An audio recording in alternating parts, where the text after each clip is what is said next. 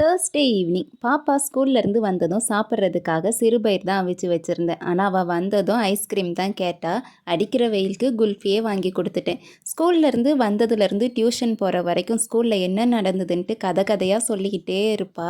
ஆனால் அவள் ஒவ்வொரு விஷயம் சொல்லும் போதும் என்னுடைய ஸ்கூல் டேஸ் ஞாபகத்துக்கு போயிட்டே இருக்கும். பாப்பாவை டியூஷனில் கொண்டு விட்டுட்டு வந்ததுக்கப்புறமா எனக்கு ஒரு ப்ளவுஸ் தான் ஸ்டிச் பண்ணுறதுக்கு கட் பண்ணி வச்சுருந்தேன். அதுக்கப்புறமா துணி மடிக்கிற வேலை இருந்தது, அதையும் பார்த்துட்டு இருந்தேன். நல்ல வேலையாக இன்றைக்கி துணி அந்தளவுக்கு இல்லை, கம்மியாக தான் இருந்தது. அதனால் வேலை சீக்கிரமாகவே முடிஞ்சிருச்சு. அன்றைக்கி வாங்கிட்டு வந்திருந்த பாப்கார்னை இன்றைக்கி ட்ரை பண்ணிடலான்னு பார்த்து ஒரு குக்கரில் அதில் போட்டிருக்க மாதிரியே ரெடி பண்ணிட்டு இருந்தோம். குக்கரில் அதில் இருக்க எல்லாத்தையும் ஊற்றிட்டு மூடி இந்த மாதிரி தலைகீழாக திருப்பி வச்சுருந்தோம். கொஞ்ச நேரத்திலே சவுண்டு கேட்டுச்சு. லைட்டாக திறந்து பார்த்தேன், நல்லா வெடிக்க ஆரம்பிச்சிருச்சு. நீங்கள் இந்த மாதிரி திறந்து பார்க்காதீங்க, எல்லாமே வெளியில் சிந்திரும். டேஸ்ட்டுக்காக சால்ட்டும் சில்லி பவுடரும் போட்டிருந்தோம். டேஸ்ட்டு சூப்பராக இருந்தது. நைட்டு சந்தையிலேருந்து காய்கறி வாங்கிட்டு வந்திருந்தாங்க. காய்கறி இன்றைக்கி 9:30க்கு தான் வாங்கிட்டு வந்திருந்தாங்க.